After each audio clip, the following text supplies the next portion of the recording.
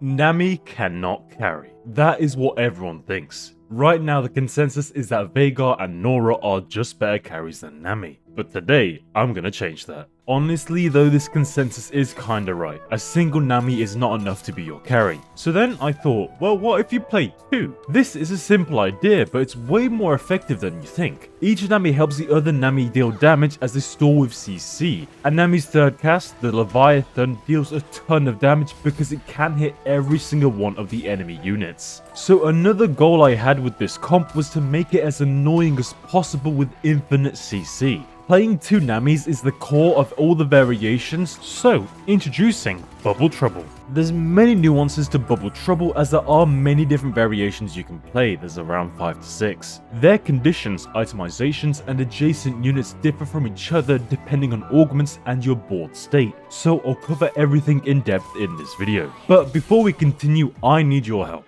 I love making these videos and I know you guys love watching them, so please let me know in the comments if there's any other units you want me to make a comp around next. If you're a subscriber to this channel, then you may have already seen the community post I put out where you voted Mordekaiser as my next topic. But I'm not quite sure what to do after Mordekaiser, so please let me know in the comments. And of course, massive shout out to Goops in my Discord for suggesting making a Nami comp to me. But with that covered, let's delve into Bubble Trouble. But before we go into any of the Bubble Trouble comps, I've got to establish a basics of how to play around Nami. Firstly, Nami is tied extremely heavily to the Mage trait to hasten her third cast as quickly as possible to summon the Leviathan. If you're playing Nami and you aren't playing Mage, then you're playing for 6th place at best. There is an exception to this however, but I'll cover that in a moment.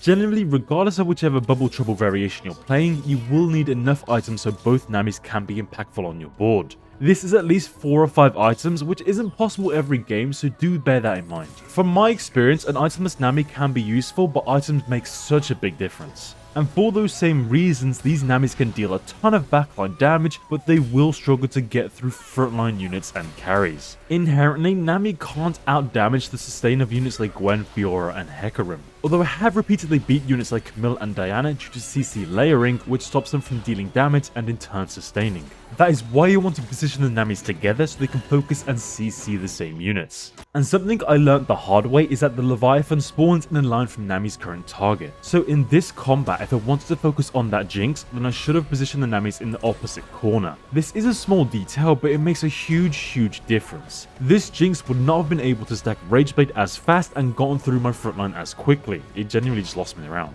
Additionally, 4-cost bag sizes can be really rough to deal with, and so rolling at level 9 is just better because your rolls are vastly more gold efficient. Obviously you can't fastline every game, but luckily 4 Namis is all you need. But regardless of comp, you typically open around mages like Soraka and Seraphine to hold your items, and you always want a solid frontline to allow the Namis to summon as many Leviathans as possible. And with all that general information out of the way, we can now delve into the first standard Bubble Trouble comp, which is this one around 5 Eldritch. In patch 14.19, Eldritch saw massive HP buffs to the summon across multiple stages. So I looked at these buffs as a safer way to fast 9 to find as many Namis as possible, especially if the portal is something like Champion Conference. The frontline of this board is naturally quite good without any 3 stars, but of course if you hit any 3 stars that makes it and the board stronger. There's also extra sustain through Chrono and AP through Incanter, which makes Galio, Mordekaiser, Vex and at least tankier and deal more damage. Furthermore, playing multiple copies of the same unit increases the HP and AP of the Eldritch summon.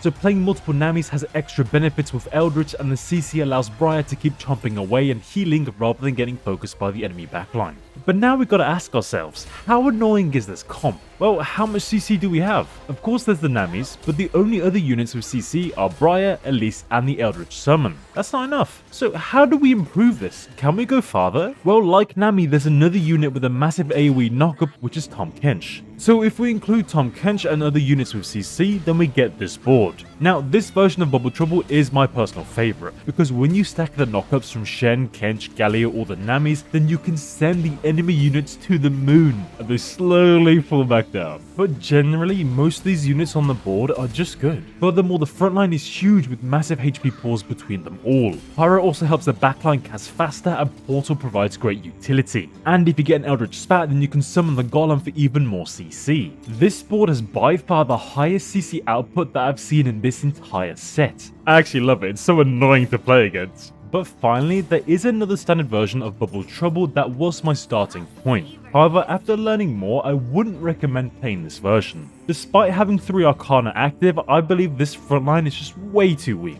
But I'll leave all the extra information about this version in the Goody Takes channel in my Discord if you want to learn more about it. I wanted to briefly mention this comp in case there are changes to Arcana in the future. Regardless, you may have noticed that in all of these comps I play Nami with 3 Mage only. Why is that? Well, to hit 5 Mage you need to play a Soraka, Seraphine or Vhagar on your late game board. However, without items and not being 3-starred, I believe these units are just useless on your late game board. I personally would rather play 3 Mage and more viable units than deviate the comp trying to force 5 Mage in. Having said that, of course, you can play 5 Mage easily if you get an emblem. You can give this emblem to Kench for maximum CC, however a Mage spat is phenomenal on Diana and I would highly recommend giving it to her. Mage Diana is incredible as she can tank loads of damage, sustain and shield your team, especially with Mage hastening her spell rotations. But do not give the Mage spat to Camille, it's absolutely awful on her. Camille's ult is a channel, and so the Mage cast will only take effect after the first ult is finished. Furthermore, Camille's passive will overwrite the second Mage cast if the enemy unit dies during Camille's first cast. So out of all the candidates for a Mage spat, Diana is the best and Camille is the worst. Actually, this Camille doesn't even look that bad. Nonetheless, I should say that with a Mage spat, of course you can easily play 7 Mage, which is very strong. But if we played 7 Mage, then we're deviating away from Bubble Trouble. I mean, I don't know about you, but I'm loyal to these Namis. But now let's move on to the other variations of Bubble Trouble which revolve around specific augments. For example, despite us previously establishing that Nami is tied extremely heavily to the Mage trait, there is a way to make her work without it through the Built Different augment. Built Different grants units with no traits active bonus HP and attack speed. So with Built Different, your board has a ton of extra HP which allows Nami to cast numerous times, especially with the bonus attack speed from the augment. And typically any ensemble of 4 and 5 cost units without any unique traits are great with Built Different. So here's what I default to if I'm playing Built Different Bubble Trouble. The units on this board love having massive HP pools and extra attack speed. Even for tanks, that attack speed will allow them to shield, heal or CC the enemy board more often. In this game I played Callista because I got given a ton of bows and so I made those items. I wouldn't recommend playing Callista over Milio unless you have similar suitable items for her. In most cases, you should just play Milio to give your team more items. However, don't over-index on these specific units. Upgraded units are far more important for overall board strength. However, as with any Built Different comp, you will fall off late game against cap boards as the augment does not scale beyond stage 5. When your game gets to that point, you will need to hit something wild to win, like a Nami 3. But with Built Different covered, let's go over to Tanky. 2 Tanky grants 550 HP to units who field it twice, which of course we're already doing with Nami, but with this augment we should probably do the same with our tanks. And since multiple copies of the same Eldritch unit count towards the summon, I decided to make the following board. Here you reroll Mordekaiser and Galio or Vex. But Mordekaiser is the focus because his rework in 1418 allows him to deal a ton of damage even with just a small amount of AP from Incanter. With this board you should roll at 7 or 8 depending on how many copies you currently have, your HP and your gold. With the shielding from Vanguard and the Chrono sustain, your items from Mordekaiser are pretty flexible. Likewise, the board is generally quite flexible because you have 6 core units, and you can play extra copies of whichever unit you want so they can benefit from 2 Tanky. And another thing that's great is the Trickster's Glass artifact. The clone from this artifact also procs the effect of 2 Tanky. However, an issue with this board is that the Eldritch summon scales harder with a deeper breakpoint than star level. So even though I have less total Eldritch star level at this point with 5 Eldritch on the right, the monolith is still just stronger than a tainted Golem.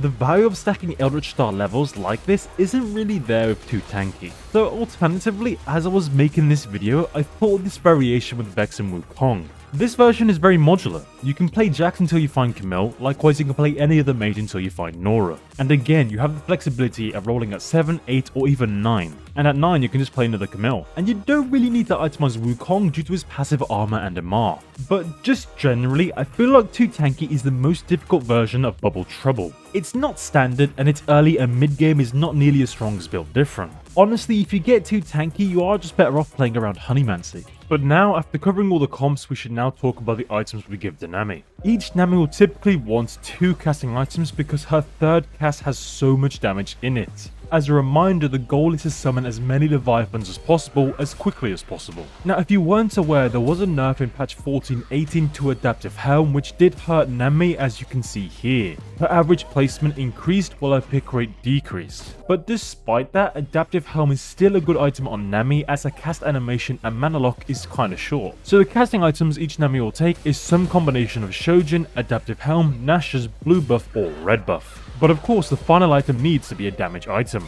And this is where I stress that you should always build Morello on Nami. Nami is absolutely phenomenal at applying the burn, because her first 2 casts will hit the largest group of enemies within range, and of course the third ult can hit everyone. Genuinely, outside of Bubble Trouble, Morello is perhaps Nami's best damage item, because the burn hitting everyone results in so much true damage. But with Double Trouble, you can place the Morello on the secondary Nami because you only care about the application of the burn itself. Furthermore, the primary Nami will be 2-starred, and so the damage ratios will benefit more from a pure damage item. So Morello aside, what are the other options for Nami? Well, there's 3 main contenders, that being Rabadon, Archangels and Jeweled Gauntlet. There is an issue however where 3 Mage reduces the AP from them by 75%. So of the 3, Jeweled Gauntlet is the worst, as it gives the least amount of AP and a conditional damage amplifier through crits. Rabadon's damage amp and Archangel's AP growth is invariable, thus making them superior items than Jeweled Gauntlet.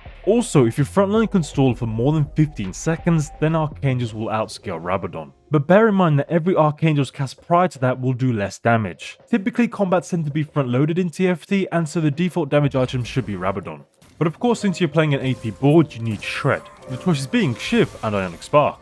Both have their strengths and weaknesses. Ionic Spark helps Nami get through the front line, whereas Shiv shreds backline units so Nami can deal as much damage as possible to them. Between the two, Ionic Spark is better due to item economy. Tears are just too valuable as casting items for Nami. Nonetheless, if you get an extra Shiv from somewhere or you have to make one, give it to the secondary Nami and make sure both Namis target the same unit at the start of combat. Honestly though, this board performs well with both Ionic Spark and Shiv to shred as many units as possible, so you should consider taking the other from a late game carousel or PvE round. Generally, you should give your Namis different mana generating items so they can cast at different times. Refreshing the CC is a tad wasteful. Ideally, you want to stagger the CC to maximize the downtime of the enemy backline. That way you can keep the enemy board stunned as much as possible for as long as possible, especially combined with other sources of CC. But on that note, I should also mention that support items that also grant CC are fantastic. Remember that the goal is to be as annoying as possible. The support items like Spite, Shroud and Zephyr feel great on this board. It's so annoying to play against. But I should also mention artifacts because of course there's one that's just perfect for Nami, that being Horizon Focus. Horizon Focus on Nami is incredible because all of her damage will now just come from casting and you can ignore the AP deficiency caused by 3 Mage. Typically, Nami struggles into massive HP pools like Shapeshifters and Horizon Focus is the best item to address that. Of course, since Nami loves casting, there's nothing that generates mana like Mana Zane. I mean, it's literally the name. He did 10k damage. Holy.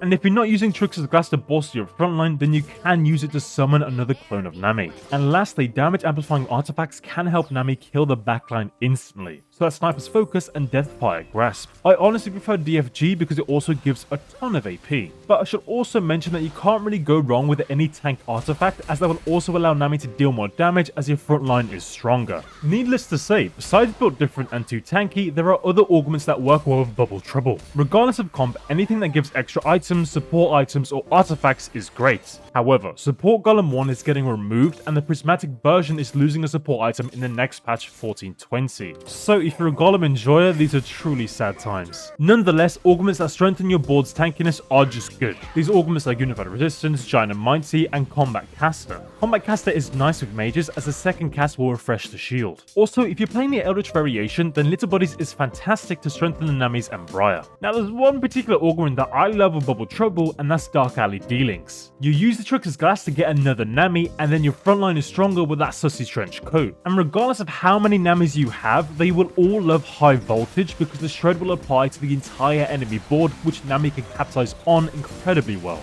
And finally, as usual, Econ augments are just generally fantastic at 2-1. With all things considered, I personally think that Bubble Trouble is the best way to play Nami, but I'm 100% biased. I'm biased. Out of all the variations, I do think the 5 Eldritch one is the best and caps the highest because you can preserve more HP as you fast 9 and you can re-roll every single one of the Eldritch units. But regardless of variation, I think Bubble Trouble is fantastic in Double Up as your teammate can help you find the units you're looking for. In Double Up, you typically get more items, so you don't really need to worry about itemizing both Namis. But overall, the sheer CC output in this comp makes it the most annoying comp you'll see in set 12. And I think that covers everything. Once again, I'd like to thank my supporters and Twitch subs for making this video possible. Also, huge shouts out to Goops and everyone in my Discord for helping me cook this Nami comp. Remember to join the Discord if you want to share your ideas too. Next up should be Mordekaiser reroll. And what's funny is that Carlos in the Discord has already had an incredible idea with Ari and Mordekaiser, but I'll delve into that more on stream later. Regardless, at this point, let me pass over some questions to you guys. What do you think about Bubble Trouble?